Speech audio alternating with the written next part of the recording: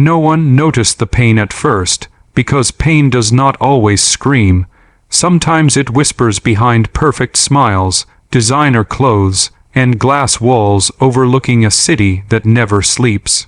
The billionaire's mansion stood tall and untouchable, but inside it lived a child whose small body carried a secret so heavy it bent her from the inside.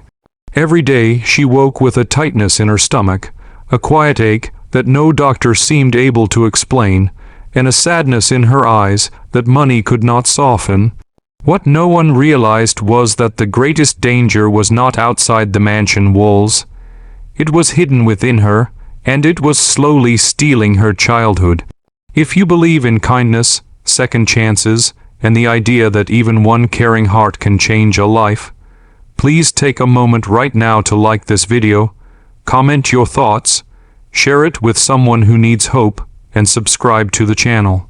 Your support helps stories like this reach more hearts. The girl's name was Ilara, the only daughter of one of the wealthiest men in the country. Her life looked perfect on the surface. She had a room larger than most apartments, shelves filled with toys she rarely touched, and a future planned down to the finest detail. But beneath the silk sheets and soft lighting, Ilara suffered daily. She often curled into herself, pressing her small hands against her belly as if trying to hold something back. The pain came in waves, sometimes dull, sometimes sharp, always frightening. Doctors visited regularly, the best money could buy.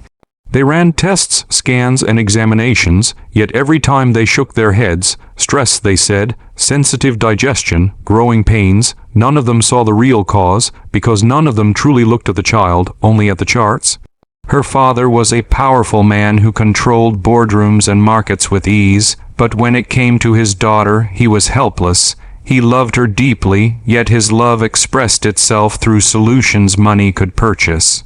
New specialists, private clinics, imported medicines, all of it failed. Over time, his frustration hardened into distance. Meetings replaced bedside visits, and silence filled the space where comfort should have been. Ilara learned early not to complain.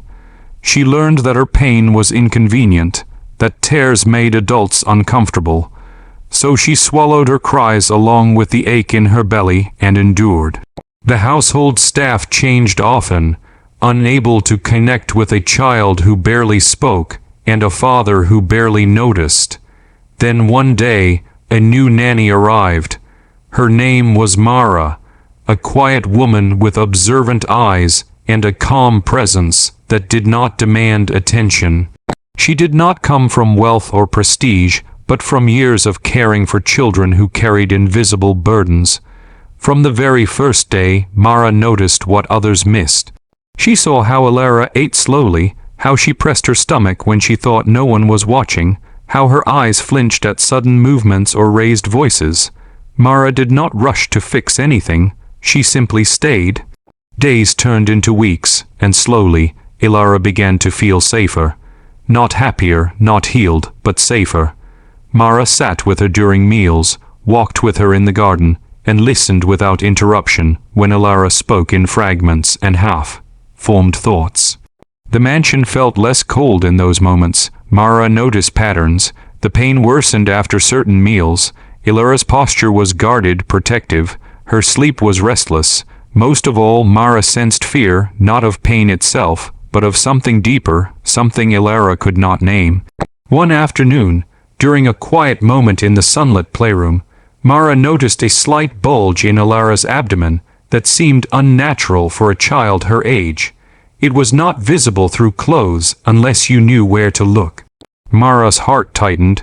She remembered cases from her past, rare conditions overlooked because they did not fit common assumptions. She gently suggested another medical evaluation, but this time insisted on staying, observing, asking questions. At first, her concerns were dismissed. She was only a nanny after all. But persistence, grounded in genuine care, has a way of breaking through arrogance. Eventually, a specialist agreed to conduct deeper imaging, not rushed, not superficial. The results were shocking. Hidden within Ilara's belly was a foreign mass, not a tumor, not something natural to her body, but something that should have been discovered long ago. It was the result of a medical oversight from years before, a remnant from a procedure performed when Ilara was an infant, left behind and slowly causing internal damage. It explained everything: the pain, the fear, the gradual weakening that no one could name. The revelation hit the household like a storm.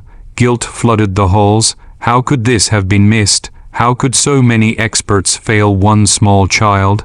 Ilara's father was forced to confront a truth he had avoided for years. Presence mattered more than power, attention more than authority.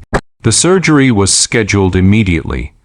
This time, it was not a display of wealth, but an act of necessity and humility.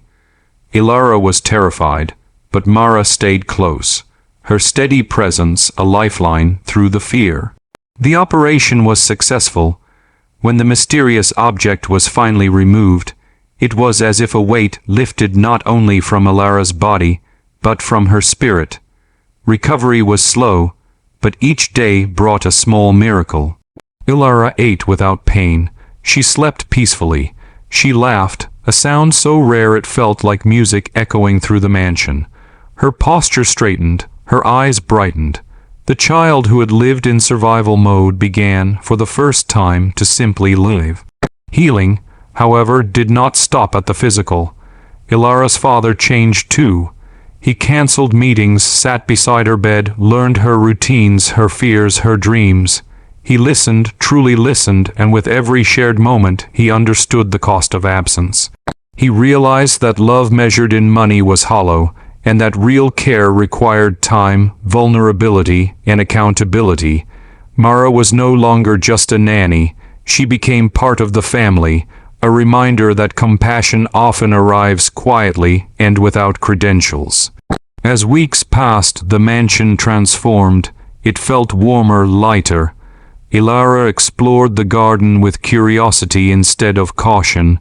She asked questions about the world. She imagined a future not defined by pain. And through it all, she remained close to Mara, the woman who saw her when no one else did. The bond they shared was not born of obligation, but of trust earned through patience and empathy.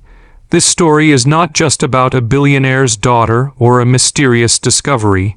It is about the dangers of overlooking the quiet ones, the children who do not scream for help because they have learned no one is listening. It is about the power of one person who chooses to look closer, to care deeper, and to speak up when silence is easier. It reminds us that suffering does not discriminate by wealth, and healing does not come from status but from human connection. If this story has touched your heart even a little, please take a moment now to like the video, share it with someone who believes in compassion, and subscribe to the channel. Your engagement helps keep stories like this alive. Before the ending, we have a special request for you.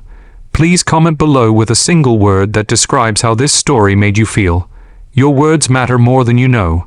Ilara grew stronger with each passing month, but she never forgot the years of silent suffering. As she grew older, she carried that memory not as a wound but as a purpose. She learned to notice others, to listen when someone fell quiet, to value presence over perfection. Her life became a testament to the idea that even in the most privileged spaces, pain can hide, and that true healing begins when someone chooses to see. And somewhere in that grand mansion, in a room once filled with unspoken sorrow, a child who suffered in silence found her voice, because one person cared enough to listen.